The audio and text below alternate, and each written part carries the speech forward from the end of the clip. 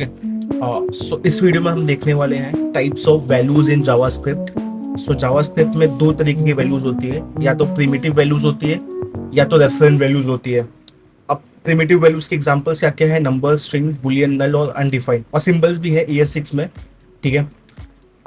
उसके बाद reference values किस टाइप की वैल्यूज होती है? जो ऑब्जेक्ट, एरेज, फंक्शंस, डेट और रेगेक्स होती है, या फिर any type of object that will come under reference value.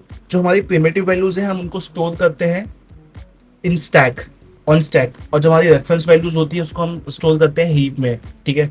और प्रिमिटिव वैल्यूज को हम कॉपी करते हैं बाय वैल्यू, जबकि रेफरेंस वैल्यूज को आर कॉपीड बाय रेफरेंस। ठीक है। Let's C with the help of example. ठीक है। सो हमने एक वेरिएबल लिया, उसको हमने वैल्यू दी 100, और फिर हमने एक वेरिएबल बी लिया, उसमें हमने वैल्यू असाइन कर दी ए। Okay.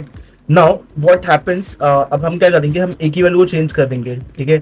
Instead of 100 we will make it 199। Okay. Now let's print the value of A and value of B. Okay. So can any one of you guess के A की value क्या होगी और B की value क्या होगी? Any guesses? क्या होगी? ए की वैल्यू 199 और बी की वैल्यू भी 198 होना चाहिए। ठीक है। Let's go and check. Okay, let's run this and let's see in the browser. So a की वैल्यू 198 और बी की वैल्यू 100। ठीक है। इसको थोड़ा सा हम लिख देते हैं, वैल्यू ऑफ ए। सिमिलरली यहाँ पे लिख देंगे वैल्यू ऑफ बी। तो अगर आप देखोगे value of A is 198 and value of B is 100। ऐसा क्यों? ए की वैल्यू इज 100, हमने ए की वैल्यू असाइन की बी को, फिर हमने ए की वैल्यू चेंज कर दी 199 कर दी। चूंकि बी को ए की वैल्यू असाइन है तो ए की बी की वैल्यू भी होना चाहिए, राइट, 199, जो कि इस केस में नहीं हो रहा है। तो ऐसा इसलिए नहीं हो रहा है बिकॉज बाय डेफिनेशन जो भी प्रिमिटिव वैल्यूज है दे ओनली कॉपी वैल्यू। ठीक है। तो जब फर्स्ट टाइम बी ए को असाइन हुआ था, उस टाइम पे ए की जो वैल्यू थी वही असाइन होगी बी को। उसके बाद बी की वैल्यू अपडेट हो जाए या फिर बी गायब हो जाए, उससे फर्क पड़ता ही नहीं है, बिकॉज बी की जो वैल्यू है वो फर्स्ट टाइम जो असाइन हुई थी वही काउंट होगी। ठीक है। इसलिए बी की वैल्यू जो है वो 199 नहीं 100 होगी। So as you can see 199 और 100। ठीक है। Let's do this with the help of one more example. हम एक वेरिएबल लेंगे सी, और उसको हम नाम देंगे प्रोकोडर्स। ओके, प्रोकोडर्स। अब हम एक वेरिएबल लेंगे डी, जिसको हमने सी को असाइन कर दिया। ठीक है। अब हम सी की वैल्यू चेंज करेंगे। ठीक है। सी की वैल्यू, सी को हम लिखेंगे प्लीज सब्सक्राइब टू चैनल। ठीक है। This is the value of C. अब can any one of you guess के सी की वैल्यू क्या होगी और एक डी की वैल्यू क्या होगी?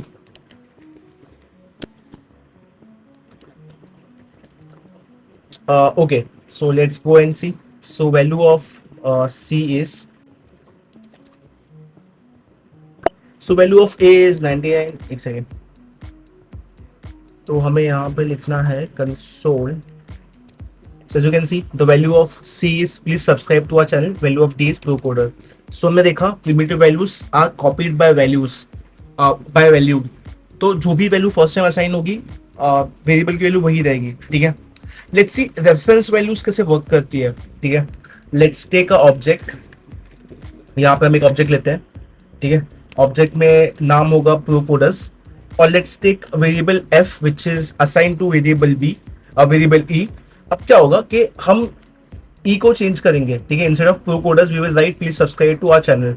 Let's print both, let's print both E and F and see what happens. Value of E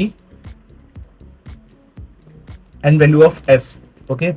So let's go to our terminal and see. So अगर आप देखोगे value of E क्या है, name please subscribe to our channel, value of F please subscribe to our channel। So दोनों value same है in case of reference value। अभी reference value क्यों है? बिकॉज यहाँ पे हमने ऑब्जेक्ट यूज किया है, हमने स्ट्रिंग, नंबर्स, बुलियन यूज नहीं किया है। ठीक है। So in case of reference values same ही वैल्यू को हम अपडेट करते हैं। ठीक है। फॉर एग्जांपल जैसे अगर हम यहाँ पे इंस्टेड ऑफ इंस्टेड ऑफ ये करें, ई डॉट नेम करने के बाद हम यहाँ पे लिखे एफ डॉट नेम, और फिर यहाँ पे हम लिखे चेंज बाय एफ वेरिएबल, ठीक है। लेट्स सी क्या उसकी वैल्यू आएगी यहाँ पे। So as you can see change by F variable. So in case of reference values क्या होता है कि आपकी वैल्यू सेम होती है, उसको अलग अलग वेरिएबल्स रेफर करते हैं, तो any one of the variable can change the value. So this is how reference values work, ठीक है। Let's do this, let's take one of the classic example, okay. Let's put everything on comment. अभी हम यहाँ पे एक variable लेंगे as, okay, उसको हम एज देंगे 20। हमें क्या करना है, एज को इंक्रीज करना है, ठीक है, इंक्रीज करना है, इंक्रीज एज करके, ठीक है। और हम यहाँ पे एज पास करेंगे, हमने यहाँ पे एज पास की और उसको हमने इंक्रीज किया। तो जब हम कंसोल डॉट लॉग करेंगे और फिर यहाँ पे हम वैल्यू ऑफ एज लिखेंगे, ठीक है, और वैल्यू ऑफ एज हम लिखेंगे after calling this function called age. हमने फंक्शन कॉल किया और हम वैल्यू ऑफ एज लिखेंगे। क्या लगता है वैल्यू ऑफ एज क्या होना चाहिए? हमने फंक्शन कॉल किया, वैल्यू ऑफ एज लिखा, क्या लगता है फंक्शन इसकी वैल्यू क्या होनी चाहिए एज की? Any guesses? Let's go there and check. So value of age is 20। Value of age 20 क्यों है? बिकॉज एज जो है वो प्रिमिटिव डेटा टाइप है, ठीक है, तो उसकी वैल्यू जो होगी यहाँ पे जो है वो वापस 20 से ही असाइन होगी, ठीक है, इसलिए एज की वैल्यू क्या है? 20 है, ठीक है। अब अगर मैं यहाँ पे इंस्टेड ऑफ एज 20 मैं यहाँ पे लेता एक रेफरेंस वैल्यू, ठीक है। So let's take age is equal to let's take instead of age let's take object age object. Okay, now we have age object, okay, so we will just pass age object and we will just increment age object dot age. We'll try to increment that. अब हमें क्या करना है, हमने यहाँ पे age object पास किया, अब हमें प्रिंट करना है age dot object dot age को। अब क्या लगता है ये जो एज की वैल्यू है जो ऑब्जेक्ट के अंदर है इसकी वैल्यू क्या होनी चाहिए? Let's run this code and see. जैसे हम इस कोड को रन करते हैं इसकी वैल्यू होगी 21। अगर इस फंक्शन को हम और 3 बार कॉल करें सो इन दैट केस इसकी वैल्यू क्या होगी? हमने इस फंक्शन को 3 बार कॉल किया, इस केस में इसकी वैल्यू क्या होगी? एग्जैक्टली इसकी वैल्यू 23 होगी।